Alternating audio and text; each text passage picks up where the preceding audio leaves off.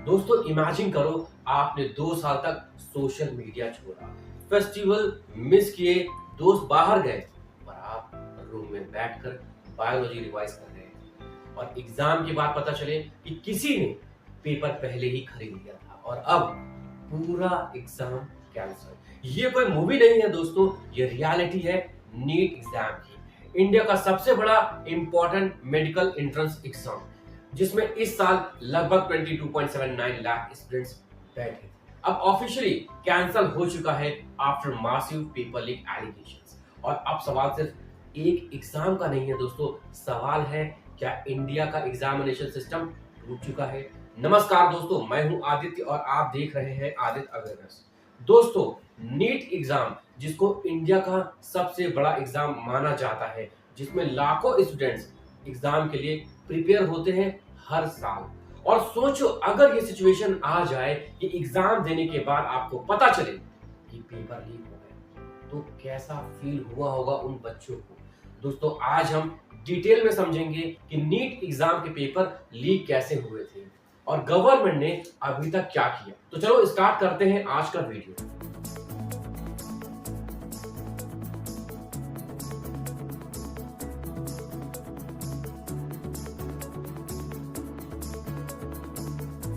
दोस्तों सबसे पहले समझते हैं आखिर नीट 2026 कंट्रोवर्सी में एग्जैक्टली हुआ क्या था। नीट कंडक्ट हुआ था 3 मई 2026 को। लैक्स ऑफ स्टूडेंट्स एग्जाम देकर नॉर्मल तरीके से घर चले गए, लेकिन एग्जाम के कुछ ही दिन बाद राजस्थान से कुछ शॉकिंग रिपोर्ट्स सामने आनी शुरू हुई। इन्वेस्टिगेटर्स को एक सो कॉल्ड गेस्ट पेपर मिला और एलिगेशंस के अकॉर्डिंग उसमें दिए गए कई क्वेश्चंस एक्चुअल नीट पेपर से एलिजिबली मैच कर रहे थे। रिपोर्ट्स में यह भी क्लेम किया गया कि बायोलॉजी और केमिस्ट्री के major portions around 120 questions exam pattern से सिमिलर थे। इनिशियली बहुत लोगों को लगा कि ये बस एक फेक व्हाट्सएप रूमर होगा, क्योंकि सोशल मीडिया पर ऐसे क्लेम्स अक्सर वायरल होते रहते हैं दोस्तों। लेकिन फिर इन्वेस्टिगेशन डीपर होती गई और धीरे धीरे मैटर सीरियस होता चला। सिचुएशन इतनी सीरियस हो गई कि गवर्नमेंट ने केस डायरेक्टली सीबीआई को ट्रांसफर कर दिया और फिर 12 मई 2026 को एनटीए ने ऑफिशियली नीट 2026 एग्जाम कैंसिल कर दिया और उसके बाद पूरे देश में स्टूडेंट्स और पेरेंट्स के बीच शॉक, कंफ्यूजन और फ्रस्ट्रेशन का माहौल बन गया। लेकिन दोस्तों यहाँ ये स्टोरी और भी ज्यादा शॉकिंग हो जाती है। मीडिया रिपोर्ट्स और इन्वेस्टिगेशन डिटेल्स के अकॉर्डिंग राजस्थान के सीकर का एक एमबीबीएस स्टूडेंट जो केरला में मेडिकल स्टडीज कर रहा था, उसके पास एक गेस्ट पेपर पहुंचा। इन्वेस्टिगेटर्स के मुताबिक उस स्टूडेंट ने फिर ये मटेरियल अपने कुछ फ्रेंड्स और सीकर के एक हॉस्टल ओनर के साथ शेयर किया और फिर वही डॉक्यूमेंट और स्टूडेंट्स तक सर्कुलेट होने लगे। रिपोर्ट्स में ये भी कहा गया है कि हॉस्टल ओनर ने बाद में खुद पुलिस को इंफॉर्मेशन दी कि एक question bank large number of students के बीच सर्कुलेट हो रहा है। इन्वेस्टिगेशन के अकॉर्डिंग ये मटेरियल एलिजिडली हरियाणा के गुरुग्राम रूट से राजस्थान तक पहुंचा और फिर सीकर, जयपुर और नियर बाय एरियाज में मल्टीपल स्टूडेंट्स तक स्प्रेड हुआ। राजस्थान एसओजी ने इसके बाद 150 से ज्यादा स्टूडेंट्स, उनके पेरेंट्स और कनेक्टेड लोगों से क्वेश्चनिंग की, प्रॉपर पूछताछ हुई। इन्वेस्टिगेटर्स को एलिजिबली एक पासवर्ड प्रोटेक्टेड पीडीएफ ग्रुप भी मिला जिसका नाम प्राइवेट माफिया बताया जा रहा है, जहां ये मटेरियल सर्कुलेट हो रहा था। और सबसे शॉकिंग बात दोस्तों, इन्वेस्टिगेटर्स के अकॉर्डिंग सर्कुलेटेड पीडीएफ में अराउंड 45 केमिस्ट्री क्वेश्चंस और 90 बायोलॉजी क्वेश्चंस एक्चुअल एग्जाम से मैच कर रहे थे। इसी के बाद मैटर और सीरियस हो गया और इवेंचुअली केस सीबीआई को ट्रांसफर कर दिया गया। दोस्तों यहाँ सोचने वाली बात यह है कि एक national level medical entrance exam जिसमें लाखों स्टूडेंट्स अपना फ्यूचर लेकर बैठे होते हैं, उसका पेपर एग्जाम से पहले सर्कुलेट हो रहा था और रिपोर्ट्स के मुताबिक कुछ स्टूडेंट से 2 लाख से लेकर 25 लाख तक लिए गए। मतलब एक साइड पर वो स्टूडेंट्स थे जो ऑनेस्टली दिन रात मेहनत कर रहे थे और दूसरी साइड पर ऐसे नेटवर्क्स एक्टिव थे जो पैसा लेकर अनफेयर एडवांटेज प्रोवाइड कर रहे थे। इन्वेस्टिगेशंस में राजस्थान, हरियाणा और महाराष्ट्र तक लिंक्स की बात सामने आई दोस्तों। सीबीआई ने मल्टीपल अरेस्ट और डिटेंशंस भी किए हैं और अब इन्वेस्टिगेशन कंटिन्यूअसली एक्सपैंड हो रहा है। हाँ, अभी फाइनल गिल्ट ऑफिशियली कोर्ट ही डिसाइड करेगा क्योंकि इन्वेस्टिगेशन अभी चल रही है। लेकिन दोस्तों एक बात तो क्लियरली समझ आ रही है कि सिस्टम में कहीं ना कहीं सीरियस ब्रीच हुआ है और अगर नेशनल लेवल एग्जाम्स में ऐसी वल्नरेबिलिटीज एग्जिस्ट करती हैं तो ये बहुत अलार्मिंग सिचुएशन है। दोस्तों कंट्रोवर्सी सिर्फ एग्जाम पेपर लीक तक लिमिटेड नहीं रही। एग्जाम डे पर भी कई स्टूडेंट्स ने स्ट्रिक्ट फ्रिस्किंग और कंफ्यूजिंग रूल्स को लेकर कंप्लेंट्स की। सूरत के एक एग्जाम सेंटर का वीडियो काफी वायरल हुआ जहां एक स्टूडेंट्स को अपनी तुलसी या कंठी माला रिमूव करने को कहा गया था before entering the exam hall. Student के फादर ने इसका प्रोटेस्ट भी किया और बाद में एनटीए ने रिपोर्टेडली इस इंसिडेंट को रॉन्ग बताया। सोशल मीडिया पर कुछ और स्टूडेंट्स ने भी क्लेम्स किए थे कि कलावा, जनेऊ, ब्लैक थ्रेड्स, रबर बैंड्स और कुछ पर्सनल आइटम्स रिमूव करवाए गए थे। दोस्तों इंडिया में रहकर भी ऐसा क्यों किया जाता है कभी कभी समझ नहीं आता। जनेऊ के अंदर कौन कुछ छुपा कर ले जा सकता है? कलावा का एक छोटा सा धागा होता है जैसे कि ये, इसमें कौन छुपा कर कुछ ले जा सकता है?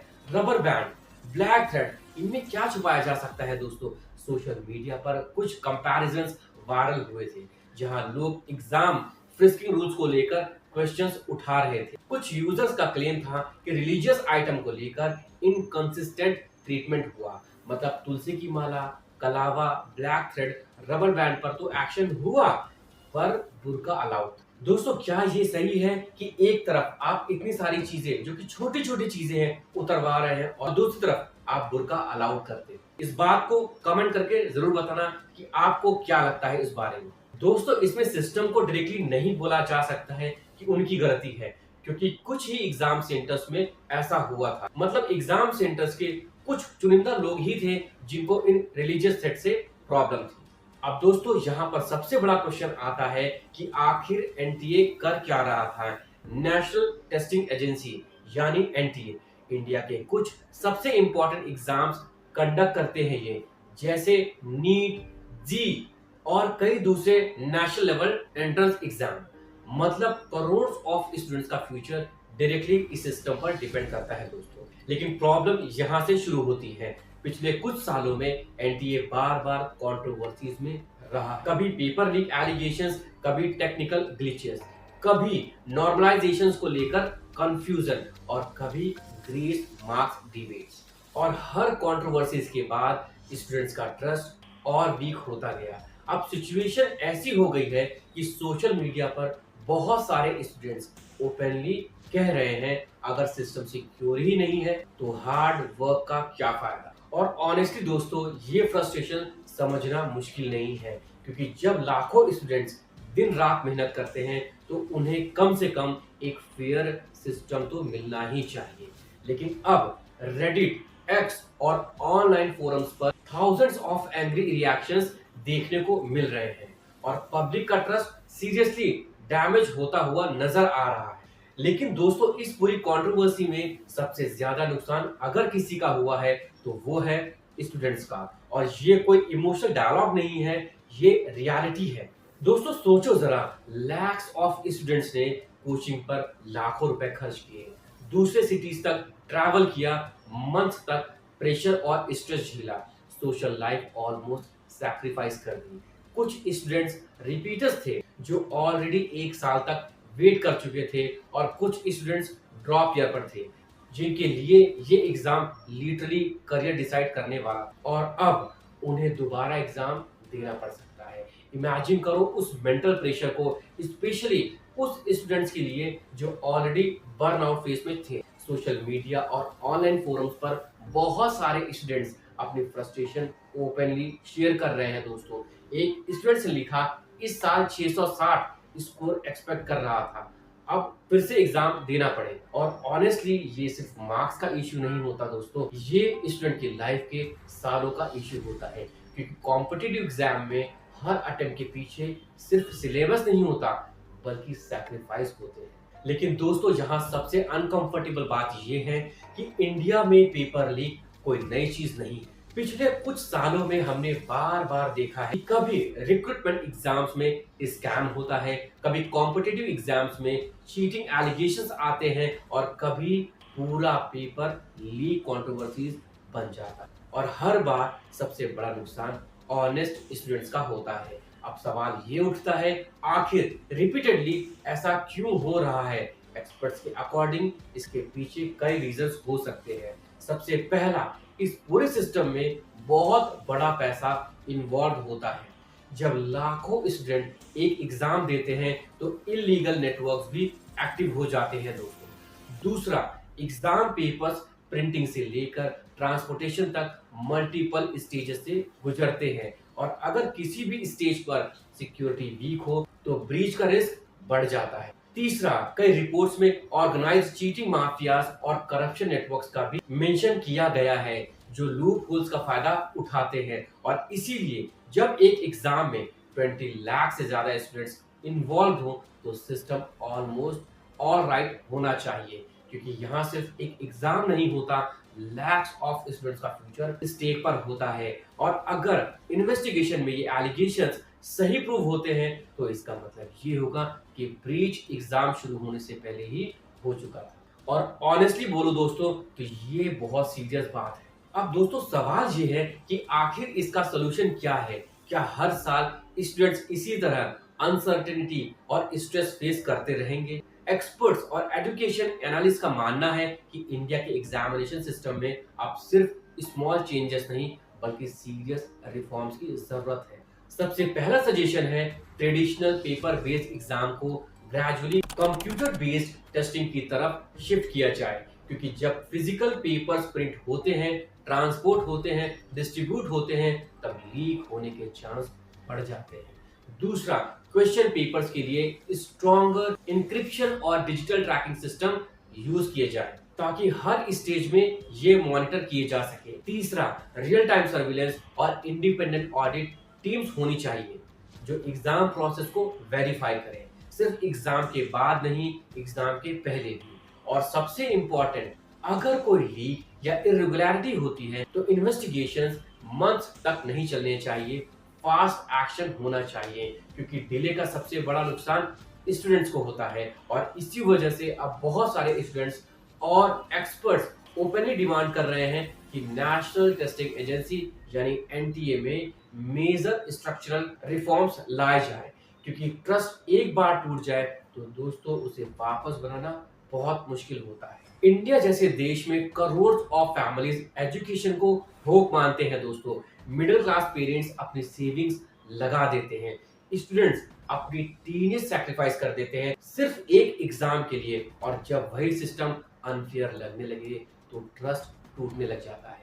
नीट 2026 कंट्रोवर्सी सिर्फ एक पेपर लीक नहीं है दोस्तों, ये वार्निंग है। अगर एग्जाम सिस्टम सिक्योर नहीं हुआ तो ऑनेस्ट स्टूडेंट्स का कॉन्फिडेंस टूट जाएगा और किसी भी कंट्री के फ्यूचर के लिए ये बहुत डेंजरस है। दोस्तों आप क्या सोचते हो, क्या एनटीए को रिफॉर्म की जरूरत है? कमेंट में जरूर बताना। दोस्त सारे नीट स्टूडेंट से एक ही बात बोलना चाहता हूं कि मानता हूं मैं कि पेपर लीक हुआ, एग्जाम कैंसिल हुआ, पर दोस्तों हार मत मानो। क्या पता ये आपके लिए एक नई शुरुआत थी। बस हौसला रखो और वेट करो अगले एग्जाम का। शायद आपने जो तैयारी करी थी उससे ज्यादा अच्छा अब आप परफॉर्म कर पाए अपने नेक्स्ट एग्जाम में। कोई बात नहीं, क्योंकि ये आपके हाथ में नहीं है, हमारे हाथ में नहीं है। अब गवर्नमेंट इस पर क्या एक्शन लेती है वो देखना जरूरी। सो प्लीज होप मत खो, अपने आप को और एनर्जाइज करो और वेल प्रिपेयर करो और अगले एग्जाम के लिए ऑल दी बेस्ट। दोस्तों आज का वीडियो यहीं तक था, मिलते हैं नेक्स्ट पावरफुल और अवेयरनेस वीडियो के साथ। Till then stay safe, stay healthy, thank you.